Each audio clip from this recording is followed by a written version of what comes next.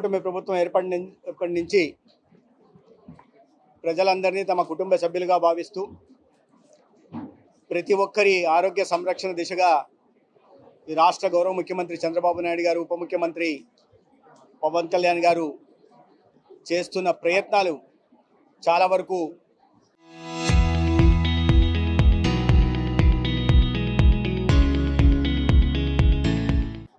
సఫలవంతం అవుతున్నట్టుగా మనకు అనేక ఆసుపత్రుల్లో రివ్యూ సందర్భంగా తెలుస్తూ ఉంది. అదేవిధంగా కేంద్ర ప్రభుత్వం నుంచి అది 15th ఫైనాన్స్ కమిషన్ ద్వారా కావచ్చు, ప్రధానమంత్రి Ayushman Bharat health infrastructure machine కింద పెద్ద ఎత్తున వస్తున్న నిధుల వల్ల కావచ్చు ఈ మార్పు కనిపిస్తూ ఉంది. ఇవాళ ఈ ఓపీ సేవలు కానీ రాష్ట్ర వ్యాప్తంగా అది ప్రైమరీ, సెకండరీ, టెర్షరీ హెల్త్ సెక్టార్లో ఐపీ సేవలు కానీ లేదా డయాగ్నోస్టిక్ పరీక్షలు కానీ లేదా డాక్టర్ల లభ్యత విషయంలో కానీ లేదా కింద నుంచి పై స్థాయి దాకా వైద్య సిబ్బంది వ్యవహార శైలిలో కానీ చాలా మార్పు వచ్చిన విషయాన్ని మనం ప్రతి నెల గౌరవ ముఖ్యమంత్రి గారు తీసుకుంటున్న ఫీడ్బ్యాక్, IVRSS సిస్టమ్ ద్వారా తీసుకుంటున్న ఫీడ్బ్యాక్ ద్వారా తెలుస్తూ ఉంది.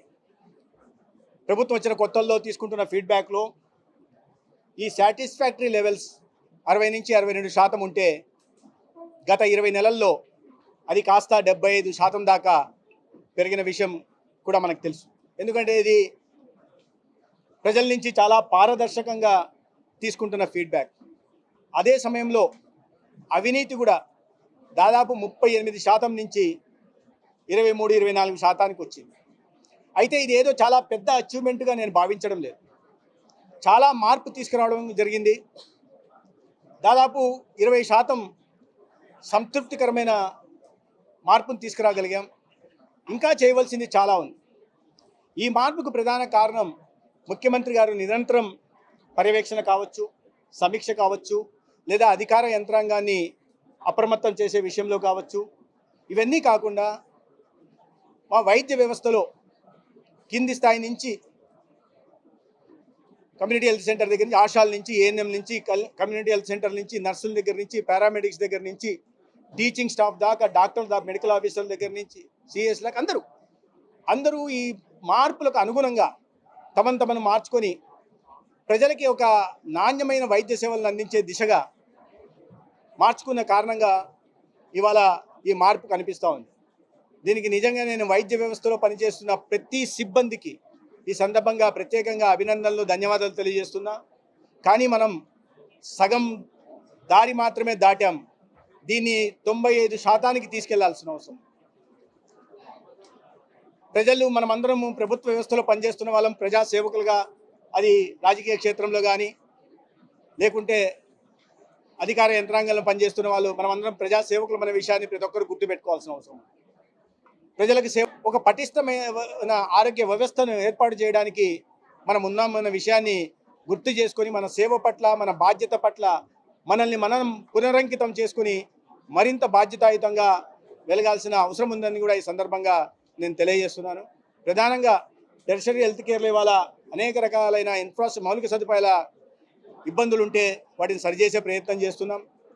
ఉదాహరణకి అంటే గతంలో నేను రాజకీయాలు మాట్లాడదలుచుకోలేదు, కానీ ఇక్కడ పీజీ సీట్ల కింద రాష్ట్ర వ్యాప్తంగా 756 కోట్లు మౌలిక సదుపాయాల కల్పనకు, అంటే ఆసుపత్రి కానీ వీటిల్లో, లేదా గర్ల్స్ హాస్టల్స్ కానీ, బాయ్స్ హాస్టల్స్ కానీ, వీటి కోసం కేంద్రం నిధులు మంజూరు చేసింది. అదేవిధంగా అధునాతనమైన డయాగ్నోస్టిక్ ఎక్విప్మెంట్ కొనడానికి నిధులు మంజూరు చేసింది. అయితే ఆ నిధులన్నింటినీ దారి మళ్లించే ప్రయత్నం కూడా గతంలో జరిగింది. కాకినాడకి సంబంధించి కూడా 55 కోట్ల నిధుల్ని ఎక్కడో రాయలసీమలో ఉంటున్న ఒక కాలేజీ కోసం మరలించిన విషయం కూడా తెలుసు. అంటే ఏమన్నా ముఖ్యమంత్రిగా ఉంటున్న వ్యక్తి ఒక నియోజకవర్గానికి ముఖ్యమంత్రి లేదా రాష్ట్రానికి ముఖ్యమంత్రి, ఈ సవతి ప్రేమ, కాకినాడ మీద సవితి ప్రేమ, మీ సొంత ప్రాంతం మీద ప్రేమ చూపడంలో తప్పు లేదు. నేను కూడా నా నియోజకవర్గంలో ప్రజలకు సేవ చేయాలి, మరింత సేవ చేయాలని చూస్తున్నా. కానీ దానికి పరిమితులు ఉంటాయి, వేరే మార్గాలు ఉంటాయి. ఆ సవతి ప్రేమ, కాకినాడ మీద సవతి ప్రేమ చూపిస్తూ రాయలసీమలోని కాలేజీకి తీసుకెళ్లి నిధులు మళ్లించడం అనేది సరైంది కాదు. ఆ పరిస్థితిలో మార్పు తీసుకొస్తున్నాం. ఇవాళ దానికి కారణంగానే ఇవాళ పీజీ సీట్లు కూడా పెరుగుతున్న నేపథ్యం కూడా చూస్తున్నాం. ఓపీ సేవలు కూడా పెరిగినాయి. నేను ఒక కాకినాడ కాలేజీని ఉదాహరణగా చూపిస్తున్నా. 24-25 ఆర్థిక సంవత్సరానికి క్యాలెండర్ ఇయర్కి మీరు తేడా చూస్తే 26,000 ఓపీలు పెరగడం జరిగింది. అదేవిధంగా మేజర్ సర్జరీలు ఒక సంవత్సరంలో 300 సర్జరీలు పెరిగాయి. మైనర్ సర్జరీలు 4000 సర్జరీలు పెరిగాయి. ఈ ఎన్టీఆర్ వైద్య సేవ కింద అందుతున్న సేవలు 10,000కు ఎక్కువగా పెరిగాయి. అన్నిటికన్నా ప్రధానంగా ఈ ఎక్స్రేలు 8,000 పెరగడం, లేదా ఎంఆర్ఐ సేవలు 1,700 పెరిగితే, అన్నిటికన్నా ఎక్కువ ఇన్వెస్టిగేషను 12 లక్షలు పెరిగాయి.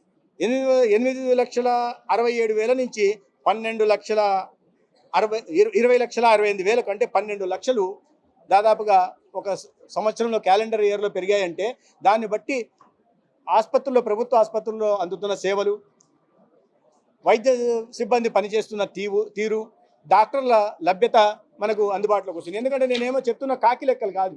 మీరు ఏ ఆసుపత్రికి పోయినా కూడా అక్కడ పెరిగిన ఓపీ సేవలు, ఐపీ సేవలు, లేదా డయాగ్నోస్టిక్ పరీక్షలు కానీ, లేదా డాక్టర్ల సంఖ్య కానీ, ఇక్కడ ఈ కాకినాడకు చూస్తే ఈ 2 సంవత్సరాల్లో 31 + 15 46 మంది అసిస్టెంట్ ప్రొఫెసర్లని, అసోసియేట్ ప్రొఫెసర్లని ఇక్కడ కొత్తగా తీసుకురావడం జరిగింది. 46 మందిని ఒకే సంవత్సరంలో తీసుకురాగలిగాం. అదే కింది స్థాయి శిబిలో కొరత చాలా ఉంది. మేము వచ్చి సూపర్ స్పెషాలిటీస్లో 65% కొరత ఉండేది, ప్రొఫెసర్లు 30% కొరత ఉండేది, అసిస్టెంట్ ప్రొఫెసర్లు 25% కొరత ఉన్నది. ఈ 2 సంవత్సరాల్లో 8,600 నియామకాలని రాష్ట్ర వ్యాప్తంగా చేపట్టాం. ఈ కాంట్రాక్ట్ బేసిస్లో ఇవాళ పిడుగురాల కాలేజ్ కోసం కాంట్రాక్ట్ బేసిస్లో ప్రొఫెసర్ లెవెల్లో కూడా రిక్రూట్మెంట్ చేసుకుంటున్నాం. అదేవిధంగా అన్ని చోట్ల ప్రమోషన్లు దశల వారీగా డీపీసీ టైంకు డీపీసీ ఇచ్చి, మళ్ళీ సప్లిమెంటరీ డీపీసీ ఇచ్చి, ప్రమోషన్లు ఇచ్చి, దాని ద్వారా ఖాళీల్ని క్రియేట్ చేసి ఆ ఖాళీల్లో కూడా భర్తీలు చేసే దిశగా కూడా ప్రయత్నం చేసుకుంటున్నాం. అందుకని మీరు ప్రైమరీ హెల్త్లో చూస్తే ఇప్పుడు ఎక్కడ కూడా ఖాళీలు లేని పరిస్థితి ఉంది. అదేవిధంగా సెకండరీ హెల్త్కి వస్తే ఇప్పటికే మనము ఈ ఇన్ సర్వీస్ కోటా కారణంగా కానీ, లేదా కొత్తగా చేపట్టిన రిక్రూట్మెంట్ ద్వారా కానీ వచ్చే సంవత్సరానికి 27 చివరికి ఒక్క ఖాళీ కూడా ఎక్కడ కూడా ఏ సిఎస్సిలో కానీ ఏ ఏరియా హాస్పిటల్లో లేని పరిస్థితి వస్తుంది. అదేవిధంగా టెర్షరీ హాస్పిటల్స్ కూడా మీరు అన్నట్టుగా ఈ టీచింగ్ హాస్పిటల్స్ కూడా ఇంకా కొరత ఉన్న నేపథ్యంలో ఇవాళ ప్రమోషన్లు ఇస్తున్నాం. వాకిన్ ఇంటర్వ్యూలు పెట్టుకుని అసిస్టెంట్ ప్రొఫెసర్ లెవెల్లో కూడా రిక్రూట్మెంట్ తీసుకుంటున్నాం. ఇవి కాకుండా ఉంటున్న కొరతను దృష్టిలో పెట్టుకుని లేటరల్ ఎంట్రీ కూడా, సెకండరీ హెల్త్ నుంచి లేటరల్ ఎంట్రీ కూడా ఇచ్చి ఎక్కడ ఖాళీలు లేకుండా, తద్వారా ఎన్ఎంసీ దీని ప్రకారం చాలా వరకు ఉంటుంది. కొన్ని ఏంటంటే ఎన్ఎంసీ చాలా కఠినంగా ఉంటుంది. ఇక్కడ ఉన్న కొరత కారణంగా కొన్ని ఎక్కడన్నా చూడాలి. ఎందుకంటే కాలేజ్ ముఖ్యం, పీజీ సీట్లు ముఖ్యం. కానీ అటువంటివి లేకుండా ప్రక్షాళన చేసి ఒక పటిష్టమైన వ్యవస్థను ఏర్పాటు చేస్తాం. టైం అప్గ్రేడేషన్ చేస్తున్నాం. ఇవాళ ట్రైనింగ్ ఇది కూడా మొదలు పెడుతున్నాం. ఇవన్నీ కాకుండా మా వాళ్ళకి ఒక ఆరోగ్యకరమైన పోటీ కూడా నిర్వహించే దిశగా ఉంటున్నాం. కాలేజీలకు పోటీ పెడుతున్నాం.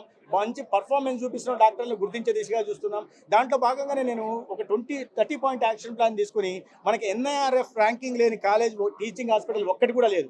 దీన్ని దృష్టిలో పెట్టుకుని ర్యాంకింగ్ వచ్చే దిశగా ప్రయత్నాలు చేయడం వల్ల అనేక మంది ఇవాళ ప్రొఫెసర్లు ఆ దిశగా పోయిస్తున్నారు. నేను ఇవాళ ఈ సందర్భంగా ప్రత్యేకంగా చెప్పదలుచుకున్న, పోయిన నెలలోనే ఈ కేజీహెచ్కి సంబంధించిన డాక్టర్ చక్రవర్తి గారు ల్యాన్సెట్లో ఒక ప్రతిష్టాత్మకమైన జర్నల్ అది, దాంట్లో కూడా ఆయన పేపర్ పబ్లిష్ అయింది. అంటే మార్పు తీసుకొచ్చే దిశగా ఉన్నాం. మార్పు ఒక్క రోజులో కాదు, నిదానంగా అవుతుంది, కానీ ఖచ్చితంగా మార్పు తీసుకొచ్చే ప్రయత్నం చేస్తాం. 14వ తేదీ కేంద్ర ఆరోగ్య శాఖ మంత్రి రాష్ట్రానికి రాబోతున్నారు. 600 కోట్లతో ఈ రాష్ట్రంలో 24 క్రిటికల్ కేర్ బ్లాక్లను మంజూరు చేయడం జరిగింది. దాంట్లో దాదాపు 14 పూర్తిగా వస్తున్నాయి. ఇంకొక 10 భూమి పూజ చేస్తున్న నేపథ్యంలో కేంద్ర మంత్రి రాబోతున్నారు. అదేవిధంగా ఐపీహెచ్ఎల్ ల్యాబులను కూడా దాదాపు 19 ఐపీహెచ్ఎల్ ల్యాబులు మంజూరు చేసిన తర్వాత ఈ 2 సంవత్సరాల్లోనే 10ని పూర్తి చేయడం కూడా జరిగింది. వాటి ప్రారంభోత్సవానికి, అదేవిధంగా శంకుస్థాపనకి కేంద్ర ఆరోగ్య శాఖ మంత్రి జేపీ నడ్డా గారు, అదేవిధంగా రాష్ట్రంలో ముఖ్యమంత్రి చంద్రబాబు నాయుడు గారు కలిసి చేసే అవకాశం 14వ తేదీ ఉంది. ఇవన్నీ కాకుండా పాపులేషన్ మేనేజ్మెంట్ మీద ప్రత్యేకంగా దృష్టి పెట్టి రాబోయే రోజుల్లో ఈ డెమోగ్రఫిక్ డెట్ నుంచి డెమోగ్రఫిక్ డివిడెండ్ వైపుగా రాష్ట్రాన్ని తీసుకెళ్లే దిశగా ఒక పాపులేషన్ మేనేజ్మెంట్ ఫ్రేమ్వర్క్ను కూడా తీసుకురావడం జరిగింది. దాంట్లో ఒక 5 పిల్లర్లు మాతృత్వ, అంటే రీప్రొడక్టివ్ హెల్త్ కేర్ మీద ప్రధానంగా దృష్టి పెట్టడం, తర్వాత సంజీవిని డిజిటల్ ప్లాట్ఫామ్ని క్రియేట్ చేసి ప్రతి ఒక్కరి ఇండివిజువల్ డిజిటల్ హెల్త్ రికార్డ్స్ని చేయడం, మూడోది మహిళలందరికీ కూడా వారి తల్లులకి వారి ఇంట్రెస్ట్కి అనుగుణంగా వారికి నైపుణ్య శిక్షణనిచ్చి వర్క్ ఫోర్స్ని పెంచే దిశగా ప్రయత్నం చేయడం, నాలుగోది ఈ ఈ సిల్వర్ ఎకానమీ, ఏజింగ్ పాపులేషన్ పెరుగుతున్న నేపథ్యంలో వారికి కూడా నైపుణ్య శిక్షణ ఇచ్చి వారి నుంచి కూడా ఈ ప్రొడక్టివిటీని పెంచే దిశగా కూడా అనేక రకాలైన కార్యక్రమాలు తీసుకురావడం జరుగుతుంది. వీటన్నిటికి కూడా సంజీవిని ప్లాట్ఫామ్ ఏదైతే ముఖ్యమంత్రి గారు తొందరలో లాంచ్ చేయబోతున్నారో ఈ ప్లాట్ఫామ్ వేదికగా చేయబోతున్నాం. ఇది పైలట్ ప్రాజెక్ట్ ఇప్పటికే కుప్పం, చిత్తూరులో చేయడం జరిగింది. ప్రతి ఒక్కరికి ఇప్పుడు గతంలో లాగా ఎవరు కూడా ఆసుపత్రులకు వెళ్ళి పరీక్షలు చేసుకోవాల్సిన అవసరం లేకుండా డోర్ స్టెప్స్కి వెళ్ళి మా 104 వెళ్ళి 47 రకాల పరీక్షల్ని ఇంటి దగ్గరే చేసి దానికి సంబంధించిన రిజల్ట్ ఇవ్వడమే కాకుండా వాళ్ళు ఏ కేటగిరీలో ఉన్నారు, దేని ద్వారా బాధపడుతున్నారో గుర్తించి దానికి అనుగుణంగా వారి జీవిత లైఫ్ స్టైల్స్ని మార్చుకోవడం కానీ లేదా ఫుడ్ హ్యాబిట్స్ని మార్చుకోవడం, తద్వారా డయాబెటీస్, హైపర్ టెన్షన్ ప్రధాన కారణం కాబట్టి అన్ని రోగాలకి వాటిని నియంత్రణలో పెట్టి ఒక ఆరోగ్య ఆంధ్రప్రదేశ్ని నిర్మించే దిశగా కూడా రాష్ట్రంలో ప్రయత్నాలు జరుగుతున్నాయి. ఇది దేశంలో ఏ రాష్ట్రంలో కూడా చేయడం లేదు, ఒక ఆంధ్రప్రదేశ్లోనే జరుగుతుంది. అదేవిధంగా ఉచిత క్యాన్సర్ కేసులు ప్రపంచవ్యాప్తంగా పెరుగుతున్న నేపథ్యంలో రాష్ట్రంలో ఉచిత క్యాన్సర్ పరీక్షలు నిర్వహిస్తూ ఓరల్ క్యాన్సర్కి, బ్రెస్ట్ క్యాన్సర్కి, సర్వైకల్ క్యాన్సర్ కూడా ఉచితంగా పరీక్షలు నిర్వహించి వాటిని అవగాహన కల్పించడం, వాటిని ప్రాథమిక దశలను గుర్తించి ప్రాణాలు పోకుండా కాపాడడం, లేదా ఇంకో స్టేజ్లోకి వెళ్తే వారి ఖరీదైన చికిత్సను 25 లక్షల దాకా కూడా ఉచితంగా ప్రభుత్వ వ్యవస్థల్లోనూ ప్రైవేట్ నెట్వర్క్ హాస్పిటల్లో అందించి ఏ ప్రాణం పోకుండా, తద్వారా ఏ కుటుంబం చితికిపోకుండా, తద్వారా ఏ పిల్లలు వీధిన పడకుండా కాపాడుకొని ఒక రాష్ట్రాన్ని అంతా ఒక కుటుంబంలాగా భావించి అందరి ఆరోగ్యం మీద దృష్టి పెట్టేలాగా కూడా కూటమి ప్రభుత్వం చర్యలు తీసుకుంటా ఉంది.